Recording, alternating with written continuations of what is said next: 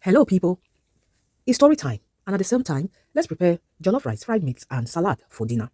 You know, this food we're preparing is very yummy, delicious, and sweet. But the story you're about to hear is sweeter because it's a true life story that requires an urgent advice and also for us to learn from people's story. It's the story of my life. I, Shade, got married to my husband 15 years ago, and we are blessed with 4 kids, 3 girls and 1 boy. I met my husband as a big mechanic. He had a big mechanic workshop where he had so many boys he was teaching. And as at the time we met, I was a primary school teacher. Studied as he studied as an engineer and decided to open his own mechanic shop because he studied mechanical engineering. And somehow with his expertise, he was able to make it big. And he had boys that he was teaching work. We met, we fell in love, and we got married.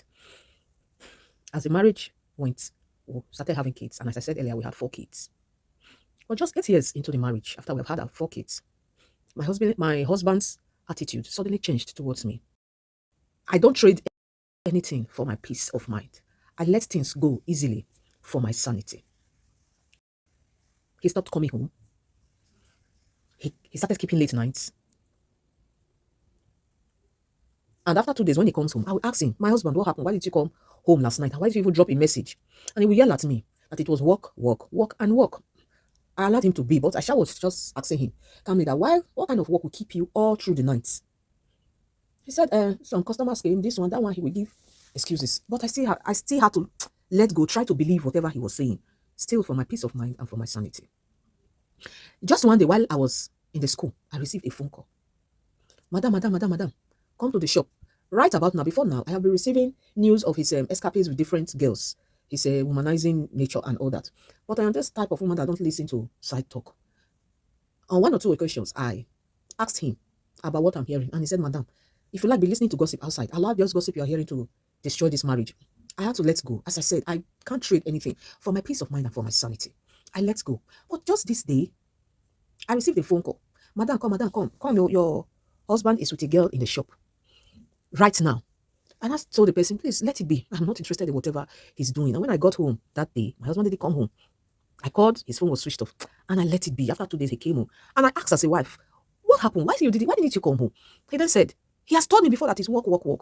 And I said, but this is the news I am receiving. This is the phone call I received today. He said he's still wanting me. If I like, I should be listening to gossip and all that. I tried to pick up a quarrel. I tried to yell. I tried to shout at the top of my voice, but I just saw that it was affecting my head and I had to let go.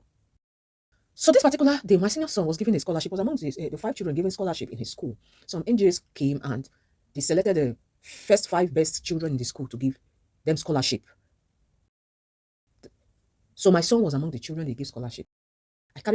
So with that excitement, I carried the scholarship letter and rushed off to my husband's shop to deliver the good news to him.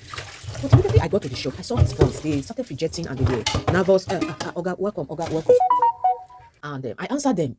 But the way their body movement sent a signal to me, and I called them like, what is happening? Why are all of you? Why are all of you staggering? Why are all of you nervous? Why are all of you fidgeting? Like, madam, nothing, madam, nothing. So it was not. So as they said nothing, I decided to walk into my husband's shop. But I noticed that as I was walking, one of the boys ran to the door and was like, Oga no dey, Oga no dey. I was like, what do you mean by Oga no dey, Oga no dey? Where did your Oga go to? He went for outside work. I said, with all these boys he had here, your Oga will leave his shop and go for outside work. So I moved him out of the way and I entered into the shop. You know, the shop, it has like two compartments. You enter the first shop, then there's a small door leading to the inner shop. According to him, so that is where he rests. Maybe when he's tired of the day's work or any of his boys are not feeling fine, they go there to rest. So I entered the shop. There was nobody in the front shop. So I was curious and I decided to go into the inner shop. But as I got in, I saw that there was something like a table because it doesn't have a door. It doesn't have a door. It's just a small opening to get into that place, but there's a window in. So I noticed that there was something like a table blocking it. I became more curious and I pushed the table. Lo and behold, I saw my husband knocking a girl. And all I could do was to stand and watch him. So immediately he saw me. He jumped out, and the girl too jumped out. They were trying to look for their clothes. He was trying to put on their clothes, and I was glued to the ground. It's as if the ground should open for it to swallow me. And I couldn't say a word. All I did was to stand. Remember, it's a small door, so the way I stood, I blocked the door. So I stood there and I watched him quickly put on his clothes. The girl wearing her own panties, wearing her trousers, wearing her shirt back, her brush was just, and I stood glued, watching them, praying for the ground to open to swallow me up, but the ground didn't open. But in all, I still didn't say one word. After they had finished, the girl rushed to me, was trying to, look for his space to rush out of the door. But I remained glued. I didn't leave the door. And because I said it's a small door, the girl couldn't pass. So she quickly ran to stand behind my husband, hiding her face and all that. And my husband stood and was looking at me. And he was asking me, what did you come and do here? Why didn't you tell me you were coming? And he kept asking questions. And I didn't say a word. All I did was to regain consciousness, gather my strength, get my peace of mind and my sanity back for me not to create a scene or chaos. When I was able to do that, I turned back. And so I managed to leave his workshop without my son's scholarship letter. And I went home.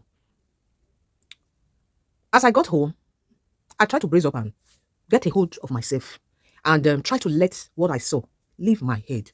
And he didn't come home that night. He shot for two nights. He didn't come. The third night, he came home and I ignored.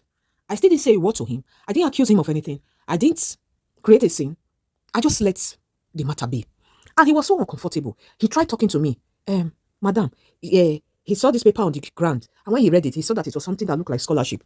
I just said, it is. For who? I didn't answer. He said, am I not talking to you for who? I said, are you not seeing the name on it? Whose name is that? No, like, I should explain to him now. I said, if he needs explanation, he should go to the school.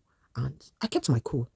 And he tried to talk to me. He tried to have a conversation with me. But in all his conversation, he never brought up the issue of what happened in his shop. So whenever he's talking and I'm not answering, I'm just keeping quiet and keeping calm, it will be like, is it because of what you saw in my mechanic workshop? It's you that came to the shop to see what you wanted to see now. Why didn't you tell me you were coming another? So when he saw that after 3 days, I didn't answer him no matter what he tried to say, he decided to apologize. Okay, now he's sorry. He's sorry for what I saw. I still didn't answer. And I never spoke about that issue to him. But the only thing was that I went to a very good friend and I confided in her. I went to my parents, I confided in them. I went to his brothers and sisters.